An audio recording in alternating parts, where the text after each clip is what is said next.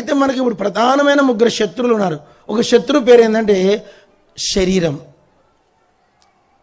రెండవ శత్రువు పేరు లోకం, మూడవ శత్రువు పేరు అపవాది. ఈ మూడు నిరంతరము మన మీద దాడి చేస్తూనే ఉంటాయి. ఒక్క క్షణం మా దైవజన్ రాశాడు, ఒక్క నిమిషం పరిశుద్ధం కూడా ఉంచవంటవి. ఏవి ఏవి ఈ మూడు? ఎవరా మూడు? నా సొంత శరీరము, రెండోది లోకము, మూడోది అపవాది. ఈ మూడు ఎలాంటివంటే, ఈ మూడు మనల్ని ఒక్క నిమిషం 1 minute గొప్ప అంటే ఎదిగిన దైవజనుడు చెప్పిన మాట ఇది. ఒక్క నిమిషము కూడా నిన్ను పరిశుద్ధంగా ఉంచడానికి ఈ మూడు ఒప్పుకో. అలాంటి టాస్క్ మన ఎదుటుంది. ఇప్పుడు అది ముఖ్యంగా మాకంటే ముసలోళ్ళం, మీరు యవనస్తులకు మరెక్కువ ఉంటుంది. మీకు బుద్ధి వచ్చిన దినము నుండి, బుద్ధి రానంత వరకు అది పనిచేయదు. బుద్ధి వచ్చిన దినము నుండి, జ్ఞానం వచ్చిన దినము నుండి, ఆ దినము నుండి ఈ దేహం విడిచిపెట్టేంత వరకు ఈ మూడు మీతో యుద్ధం చేస్తూనే ఉంటాయి. ఇప్పుడు ఎలా జయించాలి? జయించకపోతే ఏమైంది? అయితే జయించకుంటే ఏమవుతుంది? ఖచ్చితంగా జయించాల్సిందే. నాకు తెలిసి చిన్న స్టోరీ చెప్తాను.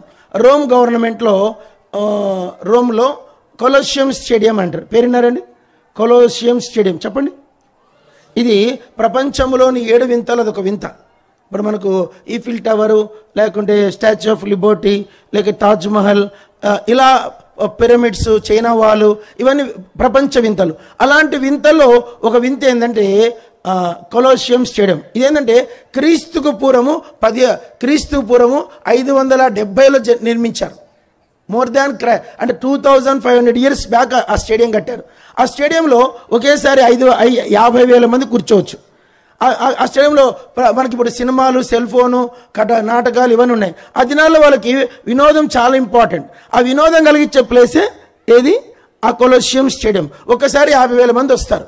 అయితే ఆ 50,000 మంది కింగ్స్, క్వీన్స్ అందరూ వస్తారు. ఏమిటంటే ఆ పోటీ గ్లాడియేటర్. ఏంటి? అందరు చెప్పండి. ఏంటి? గ్లాడియేటర్. అంటే ఆ పోటీలో పాల్గొనే వాళ్ళని గ్లాడియేటర్స్ అంటారు. అంటే మన దిక్కు పైల్వాన్ అంటారు కదా, పైల్వాన్. ఆ పైల్వాన్ అనే ఆ దేశంలో ఏమంటారు? గ్లాడియేటర్. ఈ గ్లాడియేటర్స్ ఆ స్టేడియంలో దిగుతారన్నమాట. వాళ్ళకు మంచి భోజనం, వాళ్ళకి ఇచ్చేసే ఆ యొక్క ట్రైనింగ్ మామూలుగా ఉండదు. ఆ ట్రైనింగ్ అంతా అయిపోయిన తర్వాత వాళ్ళకు ఒక రోజు నిర్ణయిస్తారు. ఆ రోజు మొత్తం రోమ్ అంతా వస్తుంది. ఆ రోమ్లో ఆ స్టేడియంలో 2 వ్యక్తులు ఉంటారు. ఆ ఇద్దరు ఎవరా వ్యక్తులు అంటే ఇద్దరు గ్లాడియేటర్సే. ఇద్దరు లాంటి వారు. వాళ్ళు ఎలా ఉంటారంటే, ఒక విధంగా చెప్పాలంటే వాళ్ళు ఆఫ్ డెమన్స్ ఆఫ్ హ్యూమన్, సగం దయ్యాలు సగం మనుషులు అట్లా కనిపిస్తారు. వాళ్ళు రాక్షసుల్లాగా ఉంటారు. లైక్ జైంట్స్ అంత భయంకరంగా ఉంటారు. వాళ్ళిద్దరు పోటీ ఏంటంటే, ఆ పోటీలో ఎవరో ఒకడే బతకాలి, ఒకడు చావాలా. చంపినోడు చచ్చేవాడు ఓడిపోయినట్లు, గెలిచేవాడు చంపినోడు గెలిచినట్లు. ఇప్పుడు ఇద్దరికి పోటీ. ఎవరు గెలుస్తారు? నేనా నువ్వా? ఇప్పుడు అన్నప్పుడు ఆ ఇద్దరి మధ్య వాళ్ళకి పాపం శత్రుత్వం ఏముండదు. చెప్పండి, ఏముండదు? వాళ్ళిద్దరికి ఏ శత్రుత్వం ఉండదు, ఏ పగ ఉండదు. కానీ అక్కడ పోటీ ఏంటంటే ఇద్దరిలో ఎవరో ఒకరు గెలవాల, ఒకరు ఓడిపోవాలి. ఇప్పుడు ఆ గ్లాడియేటర్స్ దిగుతారు. పాపం వాళ్ళిద్దరి మధ్య ఏమి లేకున్నా కోపం తెచ్చుకుంటారన్నమాట. తెచ్చుకొని ఆ గ్లాడియేటర్స్ వాళ్ళు దిగి ఒకరినొకరు కొట్టుకొని రక్తాలు గారిపోతాయి. ఏం కనికరం ఉండదు. వితౌట్ ఆయుధం అంటే నో వెపన్స్, ఓన్లీ మనిషి చేత్తో కొట్టుకోవాలి. అలా కొట్టుకొని గెలిచినోడు బతుకుతాడు, ఓడినోడు చచ్చిపోతాడు. చచ్చిపోయే వరకు ఆడాలి ఆట. ఆ వాళ్ళు కొట్టుకుంటా ఉంటే 50,000 మంది ఇలా తొంగి చూస్తారు. ఒక్క క్షణం దగ్గర మోర్ దెన్ ఆ వారు 1 hour నడుస్తుందంట. ఆ 1 hour అది చూడలేమంట. రక్తాలు గారిపోతాయి, వాళ్ళ పండ్లు ఊడిపోతాయి, భయంకరంగా ఉంటుందంట. దాన్ని గ్లాడియేటర్స్ షో అంటారు. ఇప్పుడు మనకు కూడా ఒక యుద్ధం, వీఆర్ గ్లాడియేటర్స్. మనందరం కూడా ఒక యుద్ధములో ఉన్నాం, యుద్ధ రణరంగములో. ఆ రణరంగంలో ఒకరు నువ్వు, 2 ముగ్గురు శత్రువులు ఒకేసారి దాడి చేస్తారు. ఎవరా శత్రువులు అంటే, మొదటి శత్రువు ఎవరు? నీ శరీరమే. సరికూర్చోలేక రాదా? Have no proper sitting. అయితే ఇప్పుడు మన యుద్ధం ఏమిటంటే, మన యుద్ధం ఒకేసారి ముగ్గురితో యుద్ధం చేయాలి. నేను చిన్న సాక్ష్యంలాగా చెప్తాను. ఆడమ్ ఈవు వాళ్ళిద్దరు ఏదైనా తోటలో పండు తిన్నారు. పండు తిన్న వెంటనే వాళ్ళు ఏమైపోయారంటే దిగంబరులు అయిపోయారు. అంతవరకు వాళ్ళ చుట్టూ 104 కీర్తి 2వ వచనం ప్రకారం వాళ్ళ చుట్టూ వెలుగును వస్త్రంగా దేవుడు కప్పాడు. ఏ వస్త్రం ఉంది వాళ్ళకి? వెలుగు వస్త్రం. వాళ్ళిద్దరు వెలుగు వస్త్రంతో కప్పుకొని ఉన్నారు. ఎప్పుడైతే పాపం చేయగానే వాళ్ళు దిగంబరులు అయిపోయారు. ఆ దిగంబరులు అయిపోయి ఆ దిగంబరత్వాన్ని కప్పుకోలేక వాళ్ళు అటు ఇటు పరిగెత్తుతూ, ఒకసారి ఊహించుకోండి ఆ షేమ్ఫుల్నెస్ని, వాళ్ళిద్దరు పారిపోతూ దాక్కోవడానికి ట్రై చేస్తుంటే అప్పుడు శత్రువు వాడు ఎంత ఎంజాయ్మెంట్ అంటే, ఇప్పుడు సర్వలోకము నాకు అప్పగించబడింది. అర్థమైంది మీకు?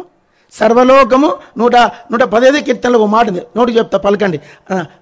ఆకాశములు, మీరు చెప్పట్లే, ఆకాశములు దేవుని వశము, భూమిని ఆయన నరులకు ఇచ్చి ఉన్నాడు. భూమి ఎవరిదంట?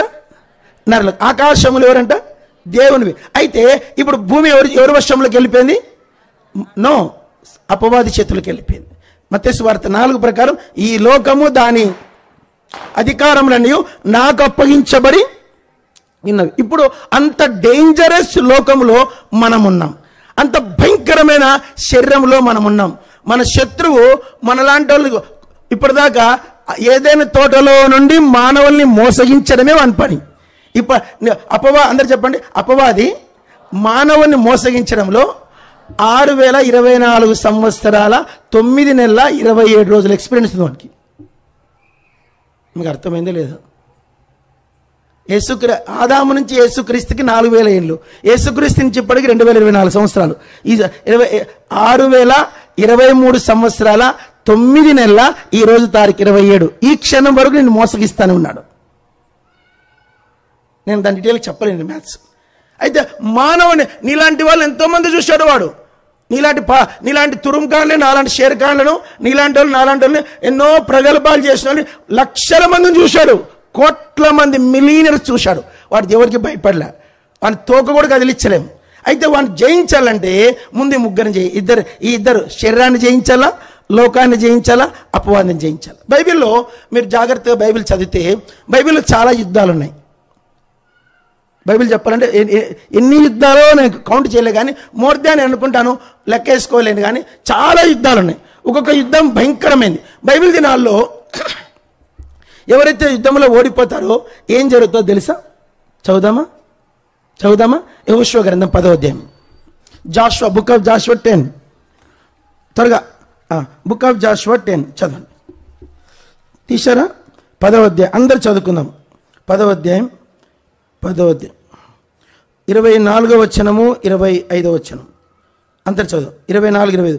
వారు ఆ రాజులను వెలుపలికి రప్పించి యెహోషువ వద్దకు తీసుకొని వచ్చినప్పుడు యెహోషువ ఇశ్రాయేలు అందరినీ పిలిపించి తనతో యుద్ధం వెళ్ళవచ్చిన యోధుల అధిపతులతో మీరు దగ్గరకు రండి, ఈ రాజుల మెడల మీద మీ పాదములను ఉంచడం చెప్పగా వారి దగ్గరకు వచ్చి వారి మెడల మీద తమ పాదములుంచిరి.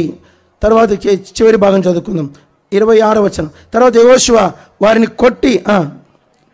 కొట్టి చంపి 5 చెట్ల మీద వారిని ఉరిదీసెను.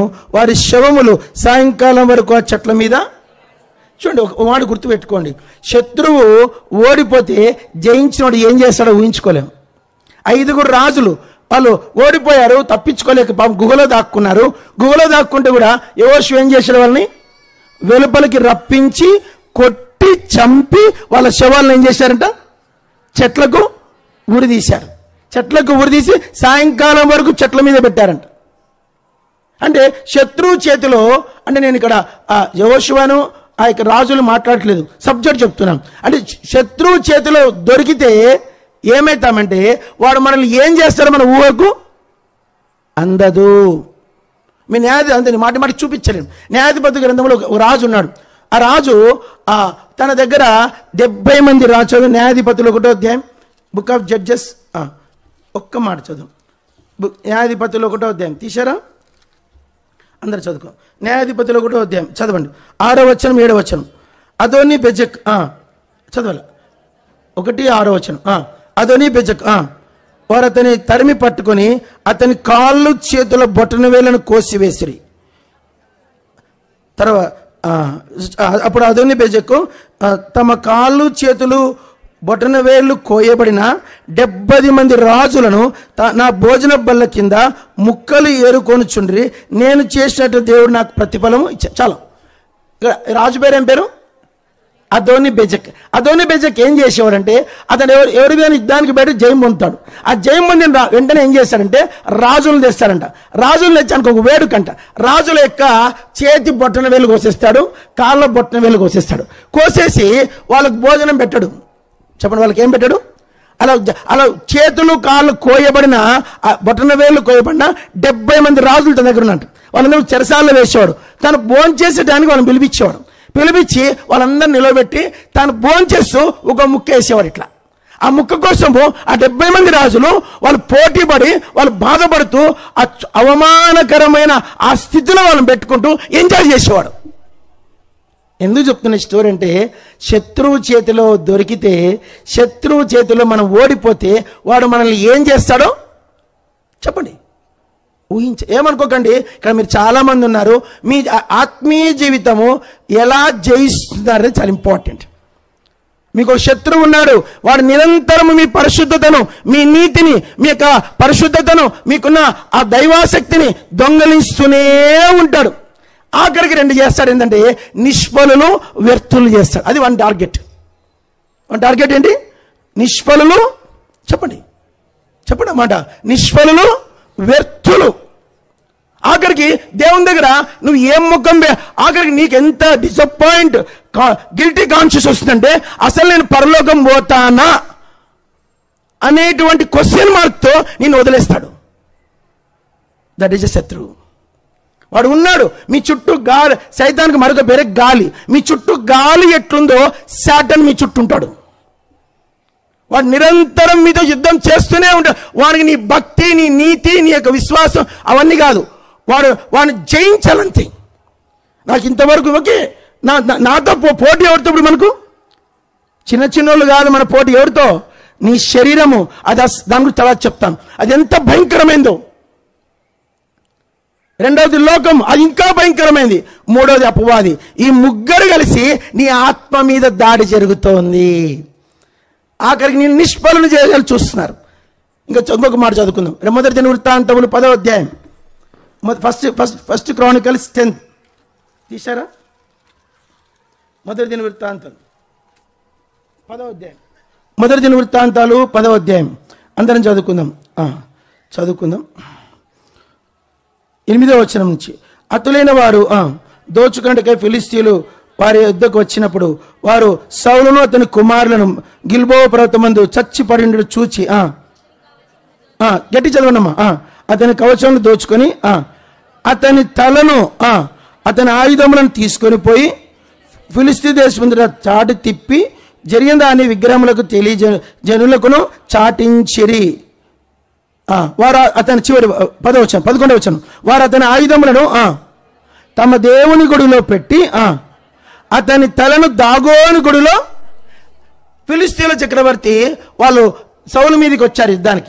యుద్ధానికి వచ్చాడు. సౌలు ఓడిపోయాడు. చెప్పండి, అందరూ చెప్పండమ్మా. సౌలు ఏమయ్యాడు? సౌలు ఒక్కడే కాదు, ఆయన కుమారులు ఓడిపోయారు. మొత్తం ఖాందాను ఓడిపోయింది. ఇశ్రాయేలీయులందరూ ఓడిపోయారు. ఓడిపోయినప్పుడు ఫిలిష్తీయులు వచ్చి దాడి చేసి సౌలును చూశారు. సౌలు చచ్చిపోయి పడున్నాడు.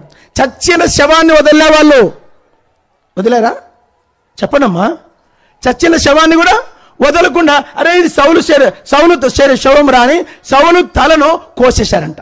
కోసేసి అతని ఆయుధములు తీసుకున్నారు. అతని కుమారుల తలలు కోసుకున్నారు. తీసుకెళ్లి వాళ్ళ దేశానికి వెళ్ళిపోయి ఆ తలలను, మీకు వరల్డ్ కప్ కొట్టినప్పుడు కపిల్ దేవ్ వరల్డ్ కప్ కొట్టినప్పుడు ఆ కప్పును తీసుకొచ్చి ఇండియా అంతా తిప్పారు.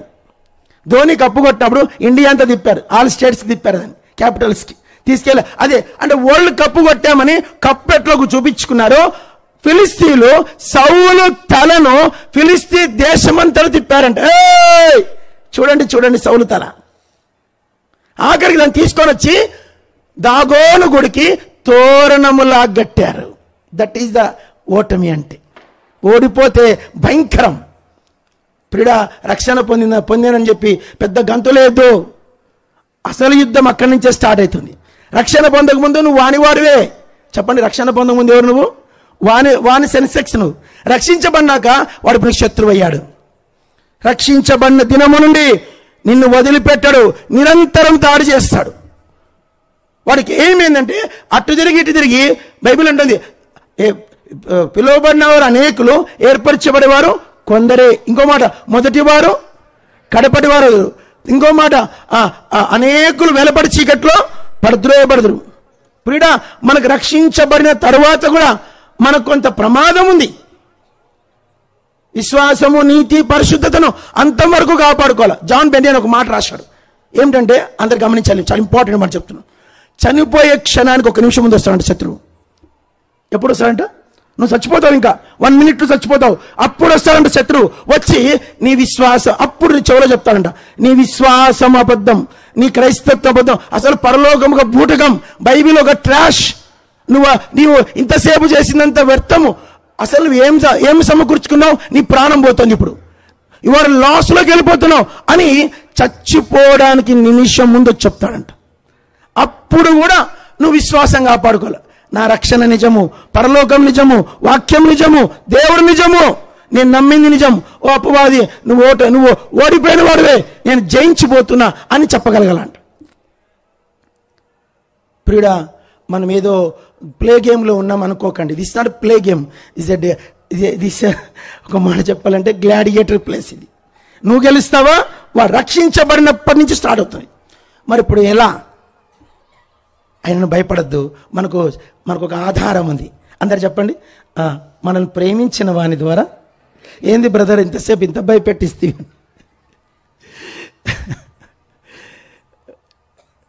మనల్ని ప్రేమించిన వాని ద్వారా వీటన్నిటిలోనూ మనము అత్యధిక విజయం పొందొచ్చు. ఎలా పొందాలో 3 విషయాలు చెప్పేసి నేను ముగిస్తాను. మొట్టమొదటిగా, శరీరం మన శత్రువు. అందరు చెప్పండి, మన ఓన్ శరీరం, మన ఫ్లెష్. ఇప్పుడు నేను నా వెయిట్ ఎంతునంటే, నేను నా బరువు ఎంతున్నానంటే 69 69 అనుకోండి, 69 కిలోలు నేను. అంటే నాకు అందరు గమనించండమ్మా, నాకు 69 కేజీల శరీరం ఉంది.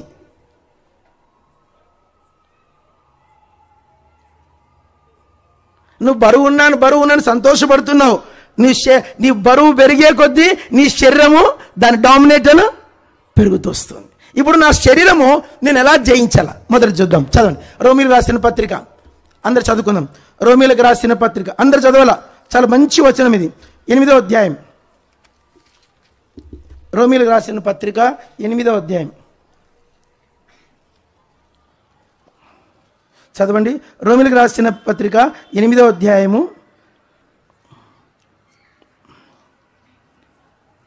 13వ వచనం. గట్టిగా చదవాలా, మీరు గట్టిగా చదవాలా.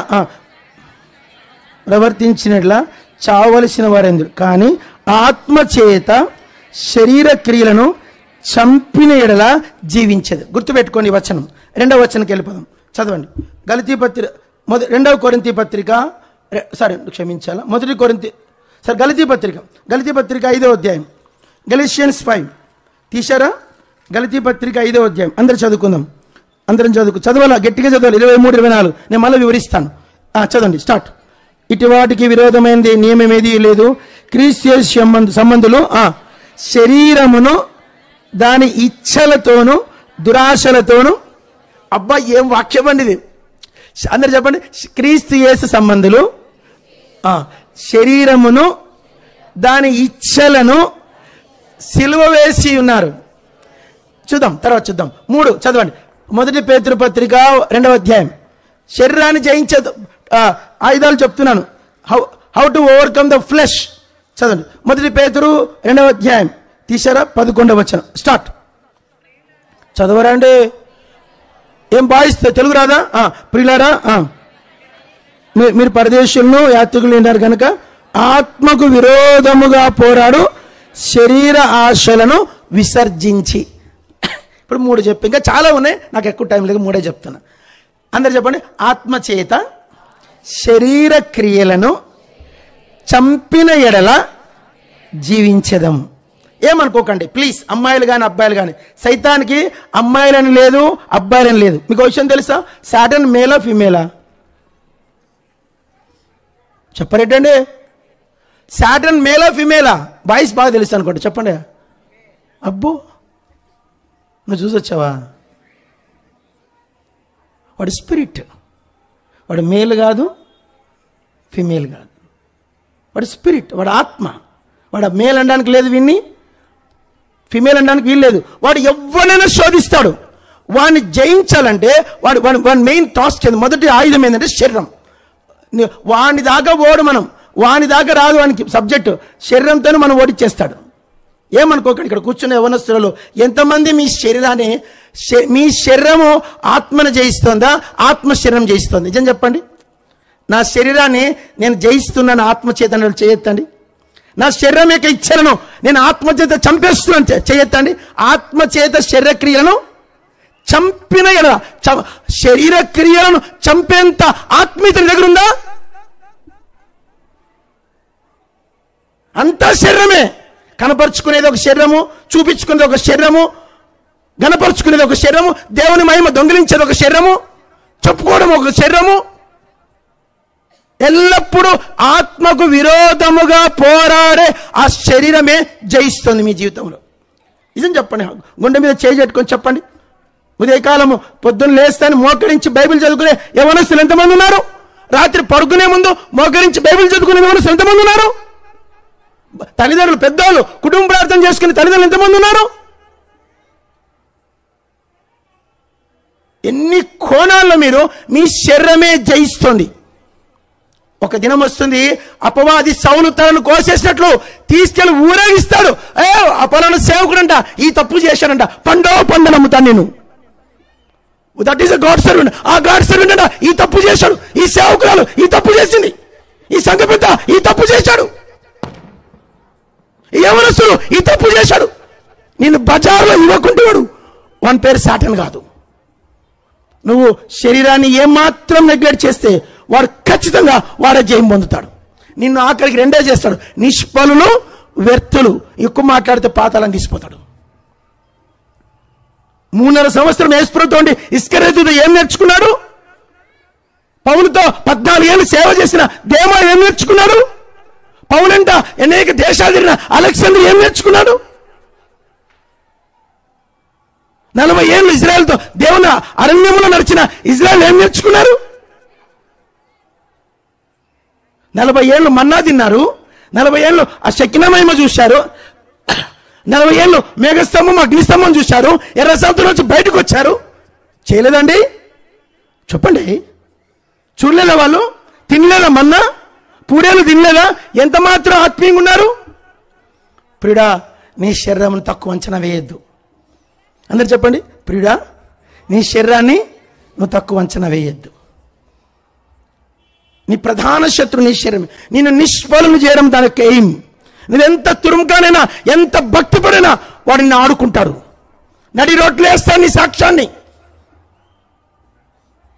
శరీరాన్ని చంపాలంటే ఆత్మచేత శరీరక్రియలను ఏనమ్మా, ఆత్మచేత శరీరక్రియలను చంపిన ఎడల నువ్వు శరీర క్రియలను చంపేంత ఆత్మీయత ఉందా నీ దగ్గర? అంత ఆత్మ ఉందా నీ దగ్గర?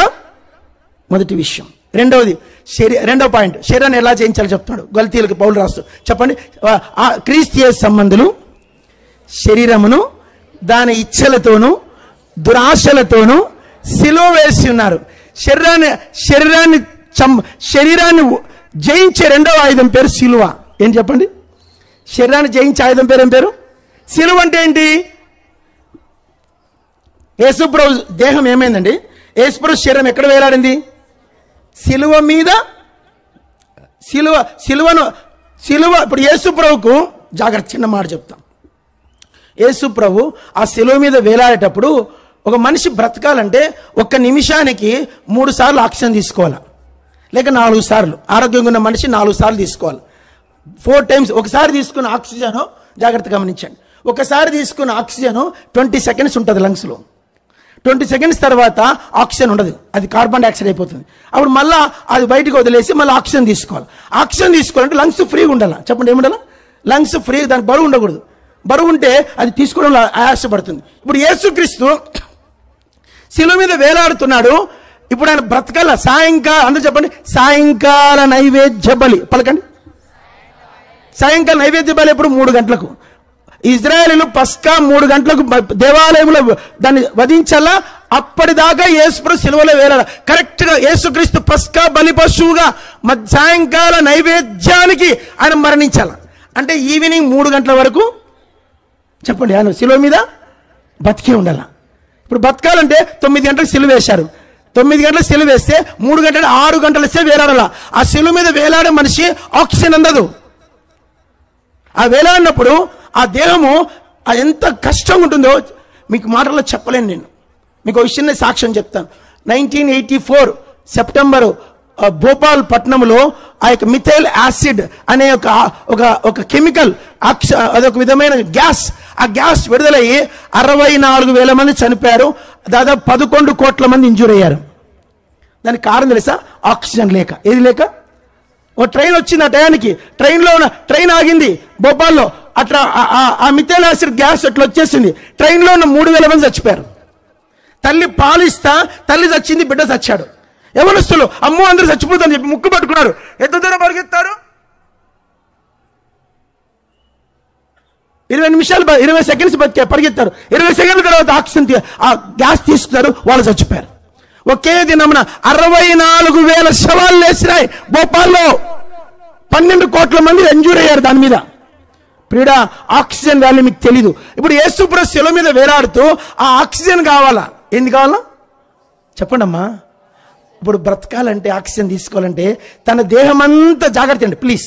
ఈ దేహమంతా కాళ్ళ మీదకి తీసుకొని లంగ్స్ని ఫ్రీ చేసుకోవాలి.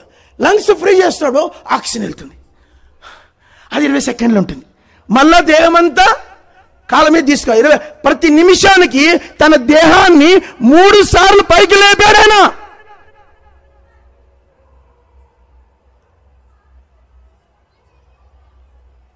మీకు అర్థంగా చెప్తే, ఇప్పుడు మీ శరీరాన్ని జయించాలంటే ఒకటే ఆధారం, సిలువ. ఏంటి?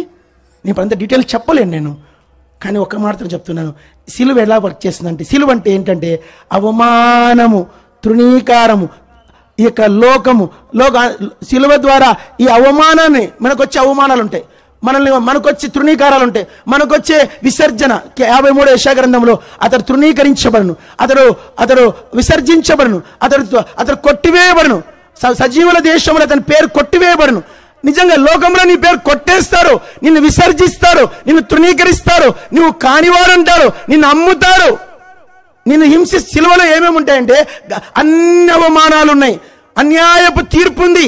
అన్నిటినీ ఓర్చుకొని, సహనాన్ని కోల్పోకుండా ఓర్చుకొని తల వంచుకోవడమే సిలువ. నీ టెంపర్ ఎక్కడ లూజ్ చేసుకోవద్దు. నీ సహనాన్ని నువ్వు చెప్పండి ఎక్కడ కూడా లాస్ట్ చేసుకోకూడదు. అలా ఓర్చుకునే శక్తే సిలువ. అర్థమైందా? అలా ఓర్చుకునే చిన్న సాక్ష్యం చేస్తే మీకు సిలువ అర్థమవుతుంది. ఏంటో సాక్ష్యం అంటే, మీకు ఒక సిఎస్ఏ పాట ఉంది. ఏమిటా పాట? ఉన్న పాటున వచ్చు చున్నాను నీ పాద సన్నిధి కోరక్షక. ఆ పాట రాసిన ఆయన పేరు పురుషోత్తం చౌదరి, బ్రాహ్మణ. ఆయన రక్షించబడినప్పుడు ఆయన భార్య, నువ్వు రక్షించబడదు, బ్రాహ్మిన్స్ 4 పిల్లలు ఉన్నారు ఇంట్లో, నువ్వు దేవుని నమ్ము క్రైస్తవుడు అవుతావా, నాకు నువ్వు అవసరం లేదు.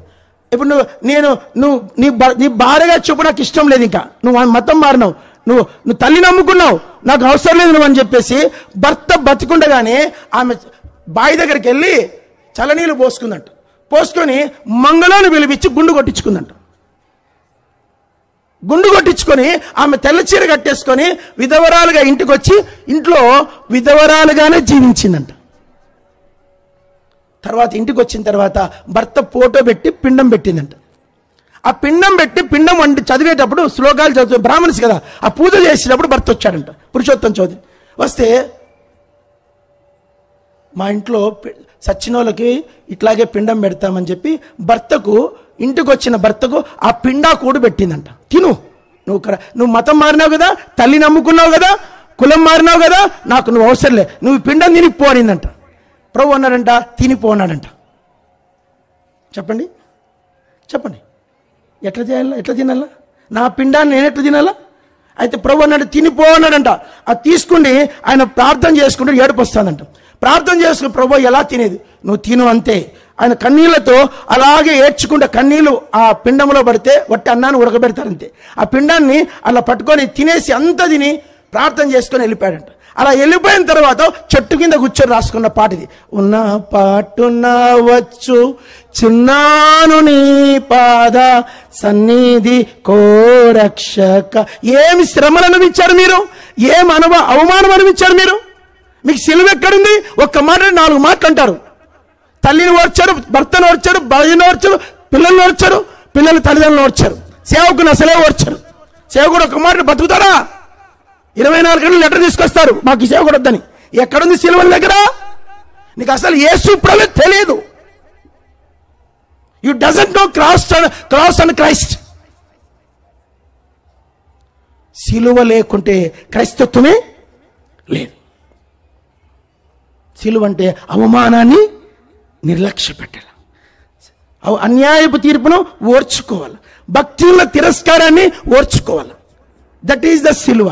సరే, ఇప్పుడు శరీరాన్ని జయించాలంటే ఏం కావాలా? క్రీస్తు యేసు సంబంధులు శరీరమును దాని ఇచ్చలతోనూ దురాశలతోనూ సిలువ వేసి, మొదటి ఏంటి? ఆత్మచేత శరీరక్రియను చంపినలా మనం బ్రతుకుదాం. రెండోది ఏమిటి? సిలువ చేత మనం దాన్ని జయించినలా బ్రతుకుదాం. 2. మూడవదిగా ప్రియులారా, మనం యాత్రికులము పరదేశులమైనాం గనక మనము ఆత్మకు వ్యతిరేకముగా పోరాడు శరీర ఆశలను విసర్జించి, ఆత్మ, ఒక మాట చెప్తున్నాను, ఆత్మకు ఎప్పుడు వ్యతిరేకంగా పోరాడేదే శరీరం. ఒక్క నిమిషం లోపడదు నీకు. నువ్వు పొద్దునే లేస్తావు, శరీరం అంటది అప్పుడే లేస్తావు, కొద్దిసేపు పడుకుంటుంది. రాత్రి అలసిపోయి ఇంటికి వస్తానే, అబ్బా అలసిపోయిన, బైబిల్ చదువుకోకుండా పడుకో, ఏం కాదులే అంటుంది. అన్నం బిర్యానీ నమ్మితే ఇంకొక ముద్ద తిను, పొట్ట పెంచుకో, షుగర్ తెచ్చుకో, బీపీ తెచ్చుకో, నువ్వు తిను తిను తిను తిను, నీ పల్లెం ముందరికి వస్తుంది అది.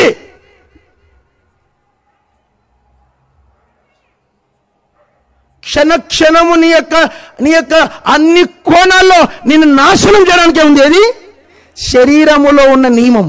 శరీరం కాదు, శరీరం అంటే ఇది కాదండి. ఏది? దీంట్లో ఉన్న నియమం, శరీర నియమం. నీ పొద్దునే లేస్తానే పండుకోకొచ్చేపు అంటా చూడు, అదే. రాత్రి పడుకునే ముందు ఏం బైబిల్ చదువుతారు, పండుకో అంటుంది, అదే. ఇంకొచ్చేపు సెల్ చూసుకో, రాత్రి 3 దాకా చూడు, 2 దాకా చూడు, 4 దాకా చూడు, 5 దాకా చూడు, చెప్పినాడు. నీ శరీరమే నిన్ను సర్వనాశనం చేయడానికి ప్రతిజ్ఞ పూనింది ఎవరంటే నీ శరీరమే. ఇది నీకు అర్థమయ్యేదాకా నీ ద్వారా ఏ దేవుని సేవ వర్ధిల్లదు, జరగదు. దేవునికి ఏ మహిమ రాదు. శరీరము గుర్తుపట్టాలి. ఇలాగున శరీరాన్ని జయించాలి. ఒకటి అయిపోయింది. రెండోది లోకం. చూద్దామా? ఇంతసేపు శరీరమే చెప్పాను. రెండో శత్రువు ఎవరు? లోకం. లోకమును విడచి వెళ్ళవలెనుగా, లోకమును విడచి వెళ్ళవలె. పాడండి. నర్వామి రూపరాజన పాట పాడుకోదిగా, మాకు హెల్ప్ చేసినట్లయితే. అది మాకు పాటలు రావు. లోకమును విడచి వెళ్ళవలెనుగా, లోకమును విడచి వెళ్ళవలెనుగా, సర్వమిచ్చటనే విడువవలెన్ విడువవలెన్. లోకమును విడచి వెళ్ళవలెనుగా, లోకమును విడచి వెళ్ళవలెనుగా. దావీదు ఒక చక్కటి మాట చెప్పాడు. అందరు బైబిల్ తీద్దామా? చెప్పండి. వాడు ఒక్కడే చెప్తాడు. వాడు లోకానికి సంబంధించాడు కాదు, అందుకని వాడు చెప్తాడు. తీయండి. కీర్తనలు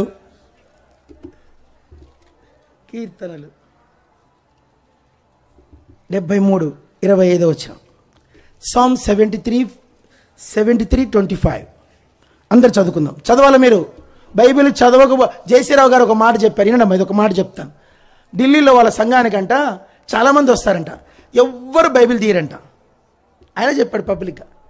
వస్తారంట, కూర్చుంటారు, కానీ ఎంత మంచి స్పీకర్ వచ్చి వాక్యం చెప్పినా బైబిల్ ఓపెన్ చేయరంట, అట్లే కూర్చుంటారంట. ఇప్పుడు లోకల్ పాస్టర్ కదా, మీ మీద మేము రుబాబు చేయడానికి వీల్లేదు. ఎక్కువ మాట్లాడితే వెళ్ళిపోతాను ఇంకో చర్చికి. బయట వచ్చేప్పుడు ఎగురుతాం, కానీ మేము సేవకులము, మా లోకల్ చర్చిలు మేము ఎగరడానికి మాకు అధికారం ఉండదు. మమ్మల్ని వాళ్ళు దంచుతారు, కానీ మీరు దంచుతారని చెప్పి మేము నోరు మూసుకుంటాం. మీరు బైబిల్ తీయకపోవడం అంటే అర్థం, అది ఒక భక్తిహీనత. చదువుదామా? Psalm 73:25 చదవండి. నీవు నాకుండగా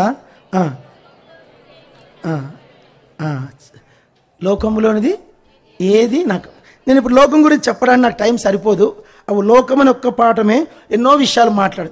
నేను కొన్ని చెప్తాను, నోటికి పలకండి. లోకము హెడ్లైన్, దాని కింద కొన్ని చెప్తాను, అందరూ 1 2 3 స్టార్ట్. చెప్పండి. లోకము, లోకము దాని ఆశలు. మీరు చెప్పట్లేదు, చూడు, కొందరే చెప్తున్నారు.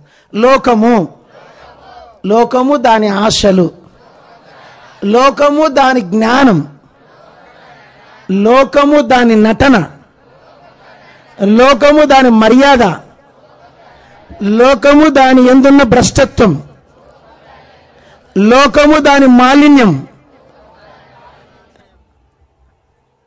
ఇంకా చాలా ఉన్నాయి. లోకము దాని మర్యాద, లోకము దాని జ్ఞానం, లోకము దాని నటన, లోకము దాని ఆశలు, లోకము దాని భ్రష్టత్వం, లోకము దాని స్నేహం. ఇప్పుడు అవన్నీ చూపించాలని టైం సరిపోదు నాకు. తీద్దామని టైం అయిపోతుంది. నాకు టైం కొద్దిగా ఇచ్చారు. ఇప్పుడు ఎంత పెద్ద లోకము. ఈ లోకం ఏంటంటే నన్ను ప్రేమించవా, నన్ను ప్రేమించవా అంటది. ఏమంటది? లోకానికి చాలా చాలా రుచులు ఉన్నాయి, లోకానికి చాలా రూపాలు ఉన్నాయి, లోకముకు చాలా కథలు ఉన్నాయి. అన్నీ కలిసి నీ ఆత్మ మీద దాడి చేస్తాయి. దాన్ని ఏమైందంటే రక్షించబడినా కూడా నీ రక్షణను ఎందుకు పనికిరాని కొరకరాని కొయ్యలాగా వ్యర్థపరుచుకోవడం దాని పని. దాని పేరే లోకం. మీరు అనుకోవచ్చు లోకం నీ నీ హితుడని. చెప్పండి. లోకము అది నాకు హితం అని అనుకుంటారు.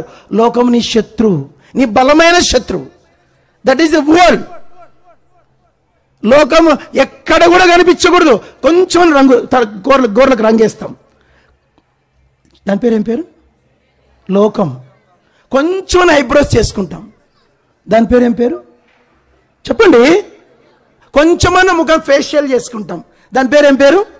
ఒక్కటైనా ఉంగరం లేకుంటే ఎట్లబ్బా, ఒక్క ఉంగరమైనా లేకుంటే ఎట్లబ్బా, మాటి మాటి చూపించుకుంటాం. అది కూడా లోకమే. కొన్నిసార్లు వాచ్ కూడా లోకమే. నిజమండి. నేను కొత్తగా సేవకు వచ్చినాడు వాచ్ కొనుక్కున్నా. వాచ్ కొనుక్కొని నేను పరిచయం పోతే ఒక విశ్వాసం అనేసాడు, అబ్బా మీకేం లేబ్బా, అందరు గిఫ్ట్లు ఇస్తారు. బాబోయ్,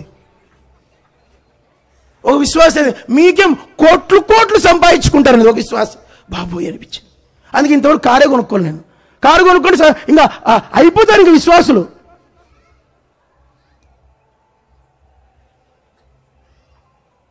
మీలోనే ఉంది లోకం అంతా, మీ చూపులోనే ఉంది లోకం. చక్కగా చూసేకి రాదు మీకు. ఎంత భయంకరంగా తెలుసు లోకం. సంఘం అంతా ఏమొచ్చేసింది ఇప్పుడు? లోకం వచ్చేస్తుంది. కనపరుచుకోవాలి. లోకం భయంకరం. లోకము దాని ఆశలు, లోకము దాని నటన, అంత నటనే. ఇక్కడొక ఆట, అక్కడొక ఆట, అక్కడ మొత్తం లోకం దిగుతుంది పెంగిళ్ళ కాడ. చెప్పనమ్మా, లోకంలో పెంగిళ్ళ కాడ ఏమవుతుంది? లోకమంతా దిగుతుంది. పెళ్లి కూతురు చేస్తాను రండి, అందరిని పిలుచుకొని 1 కిలో పసుపు పూసి అంతా చేసి ఒక విగ్రహారాధన చేసి ఒక బతుకమ్మ చేస్తారు. మళ్ళీ దానికి పాస్టర్ వచ్చి ప్రార్థన చేయాలా. మీ లోకానికి తెలుగులోకి సామెత ఉంది, తిలా పాపం తలా పిడికడు. అంతే లోకమే. ఎక్కడుందని మీ దగ్గర పరిశుద్ధత అనే మాటకు అర్థం కూడా తెలియదు క్రైస్తవులకి నాలో. దేవుని మీద ఆధారపడేది లేదు. నువ్వు ఈ చర్చిలో కూడా ఎన్ని మాట్లాడకూడదు, చెప్పకూడదు, వినకూడదు, చెవులు మూసుకోవాలంతే. ఒక క్రైస్తవుడు చెప్పాడు, నువ్వు పరలోకం పోవాలంటే నేను నేర్చుకున్నాడు. ఏందనంటే నా కళ్ళు కనపడవు, నా చెవులు వినపడవు నేర్చుకున్నాడు. నాకేం కనపడదు చెప్పండి? నా కళ్ళు కనపడవు, నాకు చెవులు వినపడవు, అట్లుంటే నువ్వు పరలోకం పోతావు అన్నాడు. అటువంటికి అయిపోతుంది లోకం. దావీదు అన్నాడు, అందరు చెప్పండి, ఆకాశమందు నీవుండగా ఈ లోకంలోనిది ఏది నాకు అక్కర్లేదు. ఓ చిన్న కథ చెప్పనా అండి? చిన్న స్టోరీ, చాలా బాగుంటుంది. నేను రక్షించబడిన కొత్తలో ఒక దైవజనుడు ఎప్పుడో చెప్పాడు, ఇప్పటికి గుర్తుంది ఆ కథ నాకు. ఏమి కథ అండి, కొంచెం ఓపిక చేసుకో, 3 నిమిషాలు పడుతుంది ఆ కథ. కొంచెం ఒకనొక క్రైస్తవునికి ఎన్నో ప్రశ్నలు అంట. అందరు చెప్పండి, అందరు 1 2 3. ఎందుకు? మీరు పలకరు చూడు. ఎందుకు? అక్క అసలే ఇట్లా గట్టి బిగుసుకొని ఉంది అక్క. చెప్పండి, ఎందుకు, ఏమిటి, ఎలా, ఎప్పుడు? చెప్పండి. ఈ 4 ప్రశ్నలు మనం వేధిస్తూ ఉంటాయి. ఎందుకు ఇలా అయ్యింది, ఏమిటి ఇలా అయ్యింది, ఎప్పుడైతుంది, ఎలా అయ్యింది? ఈ 4 ఉన్నాయంటే మనకు దేవుడు పనిచేయడు. ఈ 4ను జయించినప్పుడే దేవుని ఆత్మ మన పనిచేస్తుంది. ఆ ప్రశ్నలతో సతమతం అవుతుంటే ఒక దేవదూత, ఇంగ్లీష్ స్టోరీ ఇది, నాది కాదు, హెబ్రోన్లో విన్నది మీకు చెప్తున్నా. కొత్తగా సేవకు వచ్చాడు విన్నాను. ఆ క్రైస్తవం దగ్గరికి దేవదూత వచ్చిందంట. వస్తూనే దేవదూత, ఎవరు నువ్వు అంటే, నేను దేవదూత నిందంట. స్టోరీ జస్ట్ మీకు అర్థం కావాలని చెప్తున్నా. దేవదూత అంటే, నీకున్న అనుమానాలు తీర్చడానికి వచ్చా అంటే, సరే పద అన్నాడు. నేను తీసుకెళ్తాను, కానీ నువ్వు 4 అడగద్దు. ఏమి అడగద్దు? ఎందుకు, ఏమిటి, ఎలా, ఎప్పుడు? ఈ 4 అడగకుండా చెప్తాను ఇది. సరే బయలుదేరాం. కొద్ది దూరం వెళ్ళిన తర్వాత ఒక క్రైస్తవుల ఇంటికి తీసుకుపోయారంట. ఆ క్రైస్తవుల ఇంట్లో వాళ్ళు మంచి క్రైస్తవులు అంట. ఎంత మంచి క్రైస్తవులు అంటే వాళ్ళు మంచి మర్యాదలు అన్నీ అయిన తర్వాత వాళ్ళ ఇంట్లో పాయసం చేశారంట. ఏం చేశారంట? వాళ్ళ ఇంట్లో పురాతన కాలం నుంచి ఒక బంగారు గిన్నె ఉందంట. ఆ తాతలు ముత్తాతల్ని ఆ బంగారు గిన్నెలో పాయసం పోసి ఆ టేబుల్ మీద పెట్టారంట. ఈయన డౌట్ వచ్చింది, ఇది బంగారం కదా అన్న. అవును బ్రదర్, బంగారందే, మా తాతలు ముత్తాతల నుంచి ఉంది. ఇది మా ఇంటి యొక్క ఘనత, ఇది మాకు మర్యాద ఒత్తి తెలిసి గర్వంగా మర్యాదగా పెడతామంటే, అట్లా నాన్న పాయసం పెట్టారు, తిన్నారు. పొద్దున పోయేటప్పుడు దేవదూత ఆ గిన్నె దొంగతనం చేసుకొచ్చిందంట. ఎవరు? దేవదూత. అది బ్యాగులు వేసుకొని సంథింగ్ దొంగతనం చేసింది. ఈ క్రైస్తవునికి, నువ్వు దేవదూత కదా, నువ్వు బంగారు గిన్నె ఎందుకు దొంగతనం చేస్తావు అని ప్రశ్న. సరే ముందేమిటి? 4 ఎందుకు, ఏమిటి అడగద్దు. సరే రెండో ఊరు పోయారంట. రెండో ఊరు పోతే అక్కడ 2 క్రైస్తవులు వాళ్ళ ఇంటికి వెళ్ళారు. చాలా మర్యాద చేశారంట. మర్యాద చేసిన తర్వాత వాళ్ళకి ఒక కొడుకు, ఆ కొడుకుతో భలే బిజీగా ఉన్నారంట వాళ్ళు. ఆయన అందరు చాలా బిజీగా ఉన్నారంట. వాళ్ళు భోజనం అయిన తర్వాత రాత్రి పడుకుని పొద్దున పోయేటప్పుడు దేవదూత ప్రార్థన కూడా చేసిందంట. పోతూ దేవదూత కదా, చెయ్యి ఇలా పెట్టి ఆ చిన్న పశువు అని గొంతు బిసికేసిందంట. వాళ్ళని చంపేసింది. మీకు అన్నీ తెలుసు, పక్కన ఉన్న క్రైస్తవం తెలుసు. అయితే ఏమనద్దు, ఎందుకు, ఏమిటి, ఎలా అడగకూడదు. వెళ్ళిపోయింది. వీళ్ళు వెళ్ళిపోయిన తర్వాత వాళ్ళకి మేరుకున్నారు, బిడ్డ చచ్చిపోయాడు. వాళ్ళు ఏడుస్తున్నారు. తర్వాత 3వ ఊరికి వెళ్ళారంట. 3వ ఊరు వెళ్తే ఒక క్రైస్తవుడు, ఆ క్రైస్తవుడు పలానా మేము వస్తున్నాం దేవత ముందే చెప్పిందంట. ఇంకా ఆయన పెద్ద అంబారి తీసుకొని పోయి ఇంట్లో పెట్టి మర్యాదలు చేసిన తర్వాత రాత్రి మంచిగా చూస్తున్నాడు. వాడిని డౌట్ అవుతుంది, ఆడేమో ఏం చేశా, మొదటి ఇంట్లో ఏం చేశా, బంగారుగినే దొంగతనం చేశా. రెండో ఇంట్లో ఏం చేసింది, గొంతు బిసికేసింది పిల్లోని. ఈడేం చేస్తాడో డౌట్ అవుతుంది. 3వ ఇంట్లో రాత్రి భోజనం చేశారు, పడుకున్నారు. పొద్దున పోయేటప్పుడు ఆ క్రైస్తవుడు మంచోడు గుర్రం బండి మీద వాళ్ళని తీసుకెళ్తున్నాడు. తీసుకెళ్లేటప్పుడు నేను వస్తే ఖర్చము, చాలా ధనవంతుడు ఆయన, నా పనివాడు నమ్మకస్తుడున్నాడు, ఈయన పంపిస్తాను ఇదంట.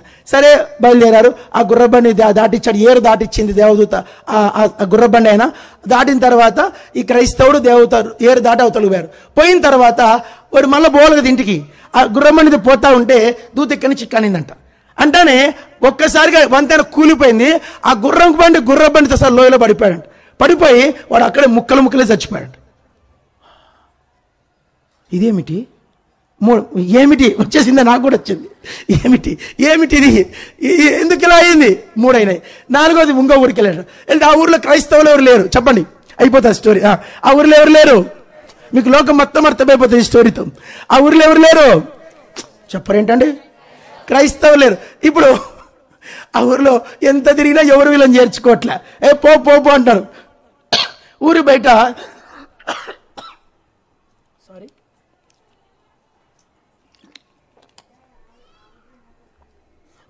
బయట చిన్న ఒక గుడిసుంటే, అయ్యా రాత్రికి పడుకుంటాం, దోమలు ఫుల్ కుడతాయి, రాత్రి పడుకుంటే పొద్దునకి వెళ్ళిపోతామంటే, అట్లనా, సరే పండుకొని అని చెప్పి గొడ్ల సావు ఇచ్చాడు. గొడ్ల సావిడి ఏంటి, బర్రెలు కాసి కట్టేదా ఇచ్చాడు. ఇస్తే రాత్రంతా దోమలకు కుట్టుకుంటూ తెల్లారు కూర్చున్నాడు దేవదూత క్రైస్తవుడు. పొద్దున పోయేటప్పుడు వాడు బయటకు వచ్చి, అబ్బా ఎంత బాగా మర్యాద చేసావు, ఎవరిని, అన్యుని, అన్యంతో దేవదూత అంటదంట, ఎంత బాగా మర్యాద చేసావు, చాలా బాగా చూసుకున్నావు కాబట్టి అని చెప్పేసి దాచిపెట్టిన బంగారు గిన్నె తీశాడంట. దేని తీసి ఆ గొడ్ల సావిట్లో పండబెట్టినోనికి, నిద్రపుచ్చినోనికి ఆ బంగారు గిన్నె ఇచ్చి గాడ్ బ్లెస్ ఇచ్చేసేసి వెళ్ళిపోయారంట. ఏంది గొడ్ల సావిట్లో పండబెట్టినోనికి ఏమి ఇచ్చినావు?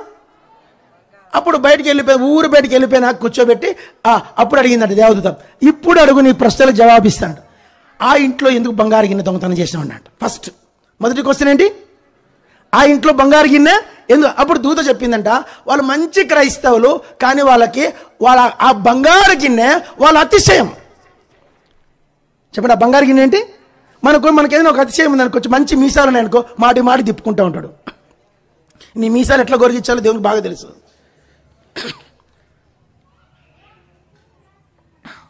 కొంచెం గడ్డం బాగా అనుకో, బియోడ్ ఇట్లా మా దగ్గర మళ్ళీ చిన్న పూజ కూడా చేస్తాడు, ఇట్లా అనుకుంటా ఉంటాడు.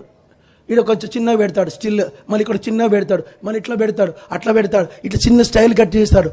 ఎన్ని కథలు పడతారు మా తండ్రి. మీ గడ్డం దేవుడు, మీ గడ్డానికి మీ బియర్డ్కి 1000 దండాలు అంటే అర్థం ఏంటి? నీ అతిశయం అది. That is your anxiety. నీకున్న అతిశయం అది. దాన్ని ఎలా కొరిగించాలో దేవునికి బాగా తెలుసు. నీ అతిశయం తీసే ఒక మాట చెప్తున్నాను, తర్వాత చెప్తాను మళ్ళీ విషయం. రెండో ఇంట్లో ఎందుకు ఆ పిల్లవాడిని చంపేసినామంట అంటే, వాళ్ళు మంచి క్రైస్తవులు, వాళ్ళు సేవ వదిలేసి వీళ్ళే దేవునిగా. చాలా మంది క్రైస్తవులు ఏం చేస్తారంటే, దేవుని కంటే మిగతా వాటిని ఎక్కువ ప్రేమిస్తారు. ఫస్ట్ ఆరంభం బాగుంటుంది, చెప్పండి, ఆరంభము చాలా బాగుంటుంది. తర్వాత ఇప్పుడు యేసుక్రీస్తున్నాడండి, ఆయన ఎంత ఫేమ్ అయ్యాడు. ఆఖరికి లోకమంతా ఏమంది, ఈయన రాజుగా చేసుకోవాలని జాన్ గాస్పెల్ 11లో ఆయన రాజుని చేసుకొని డిక్లేర్ చేసుకుంటారు అందరు. యూదుల మహిమ పోతా ఉంది, లోకం ఆయన అంటే వెళ్ళిపోతా ఉంది. అప్పుడు ఏమైంది? 3 రోజుల్లో సిలువ పడ్డాడు. ఒక మాట బలి మాట అందరు చెప్పండి, అందరు చెప్పాలా, ఈ లోకాధికారి వచ్చుచున్నాడు, వానితో నాకు సంబంధం ఏమీ లేదు. నిజం చెప్పండి, లోకంతో మీకు ఎంత సంబంధం ఉంది? లోకముతో యేసుప్రభుకి ఏం లేదంట, సంబంధం ఏమీ లేదు. అందుకే ఆయన శిలువ మరణము మానవులందరికీ పరలోకం ఇస్తా ఉంది. లక్షల మంది, నైజీరియాలో 25 లక్షల మంది రక్షించబడుతున్నారు. లక్షలే. సౌత్ కొరియాలో 20 లక్షలు రక్షించబడుతున్నారు. లక్షలు రక్షించబడుతున్నారు. ఆయన చెల్లించిన లోకముతో ఆయనకు సంబంధం లేదు కనుకనే లోకం రక్షించబడుతుంది. పౌలుకి లోకంతో సంబంధం లేదు కనుకనే లోకం రక్షించబడతా ఉంది. ఆయన రాసిన 14 పత్రికలు ప్రపంచాన్ని నేటికి కదిలిస్తూనే ఉన్నాయి. లోకంతో పౌలుకి ఏం లేదు, యేసుప్రభుకి లోకంతో ఏం లేదు, భక్త్ సింగ్ గారికి లోకంతో ఏం లేదు. నీకు లోకంతో సంబంధం ఉంది కనుకనే నువ్వు నిష్ఫలుడవు, నిష్ప్రయోజకుడవు, వ్యర్థులు అయిపోతున్నావు. నువ్వేనంతే. బయటికి కనిపించి లోకం లేనట్లుంటాం, కానీ హృదయం అంతా లోకమే ఉంటుంది.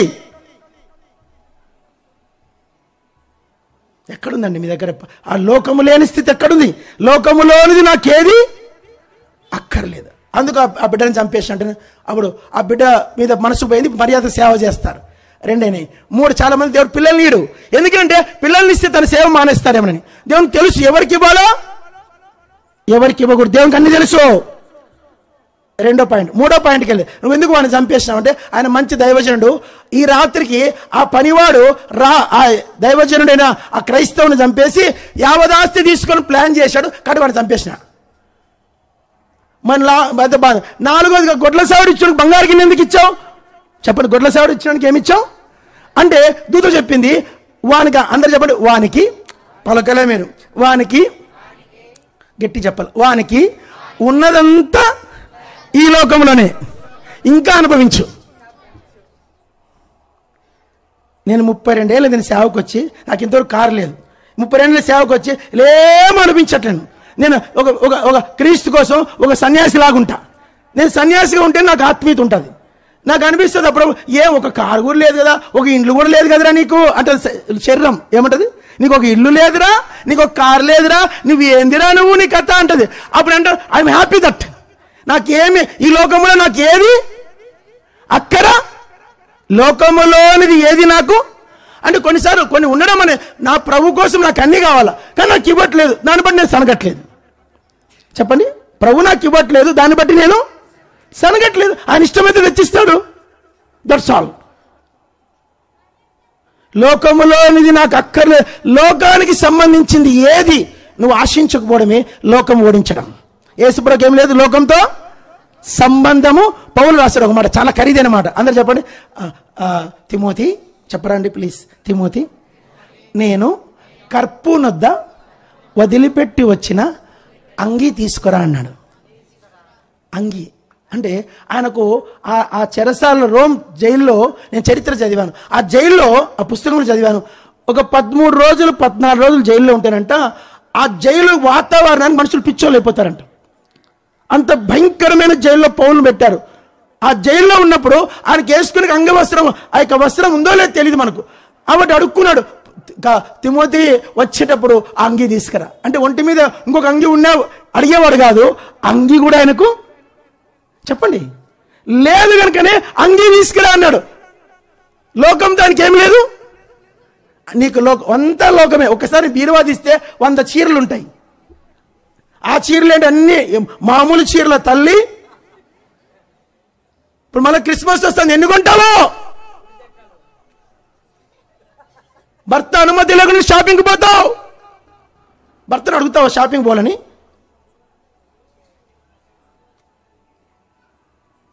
అంత లోకమే, అంత లోకమే.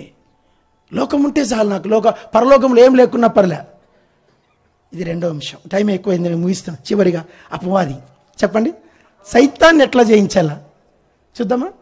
టైం ఎంత అయిందో నేను చూసుకోలేదు.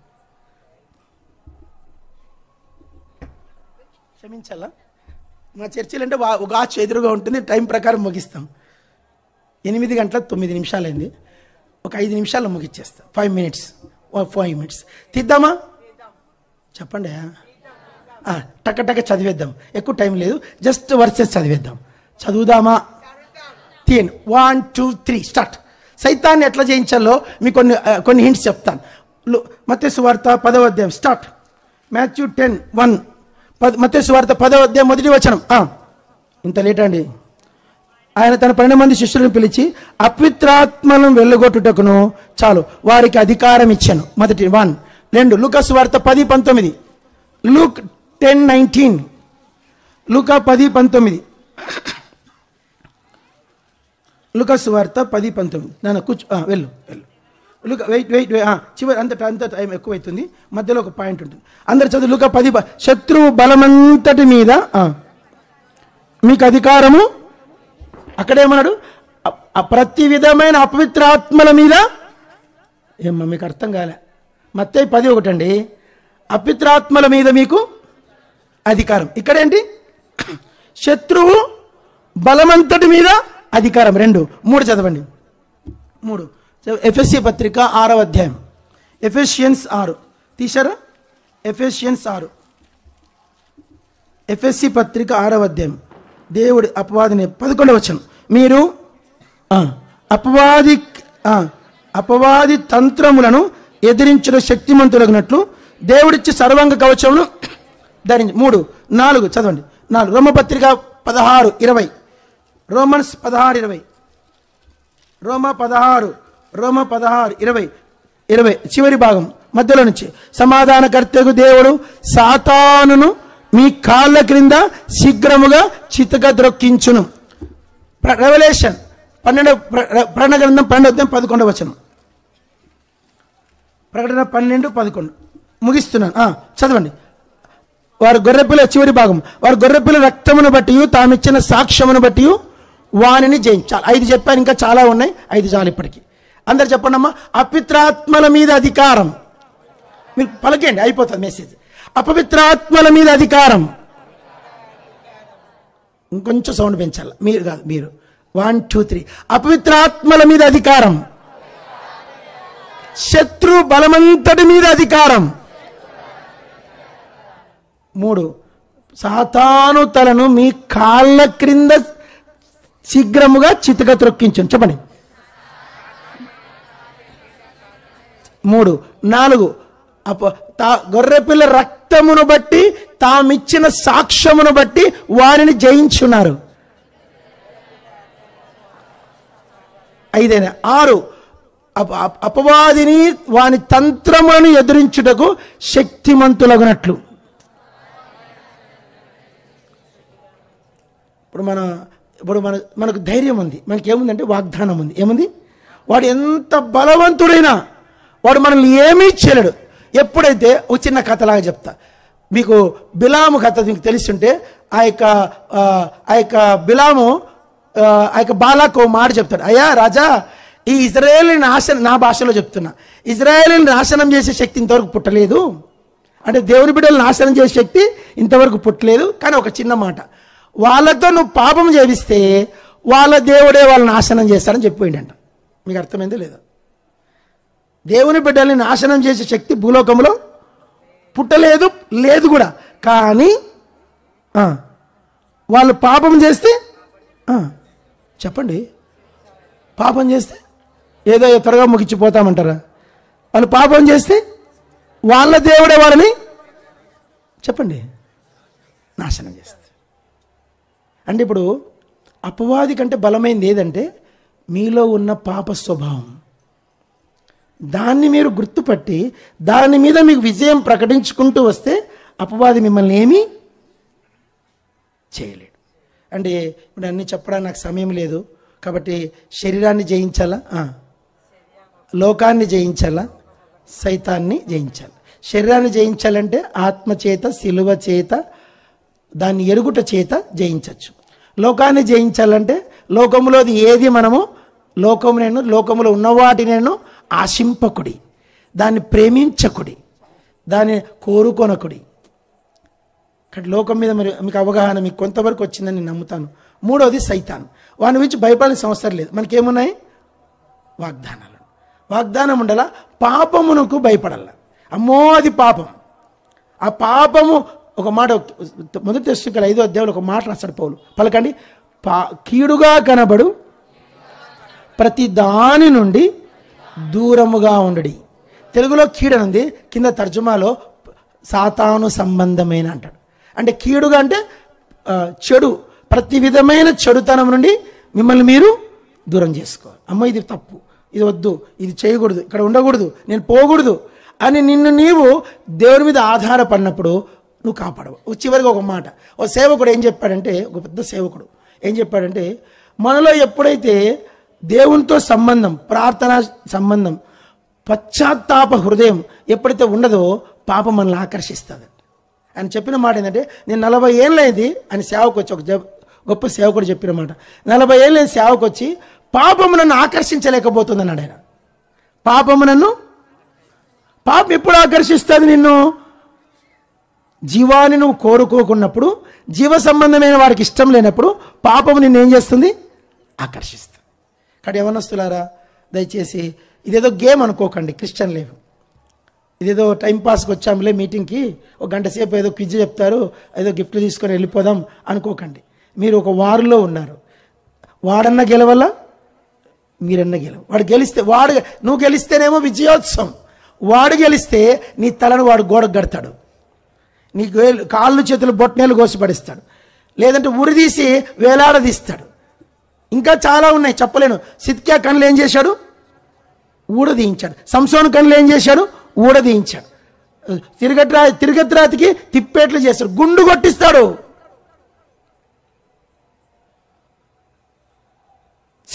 సింహము ఇప్పుడు సింహాన్ని అవలీలుగా చీల్చేశాడు ఎవరు?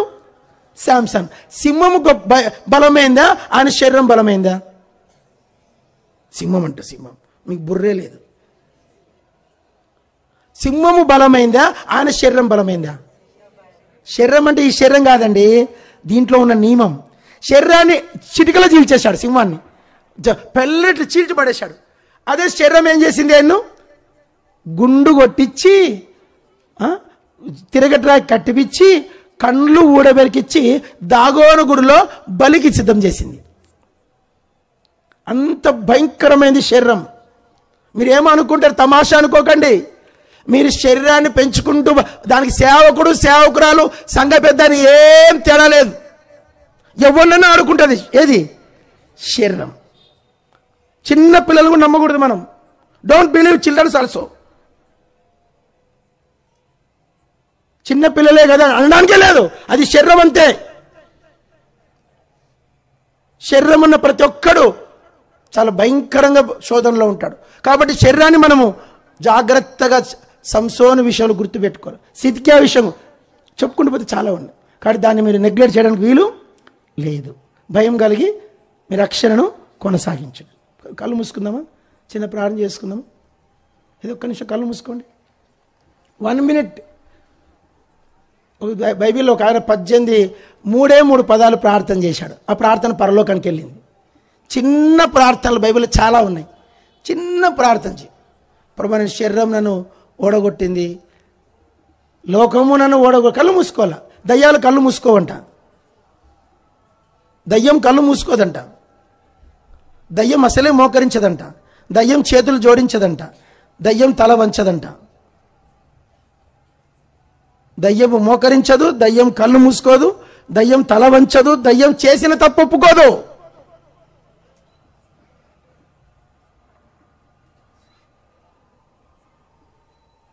దయ్యం చేసిన తప్పు ఒప్పుకోదు.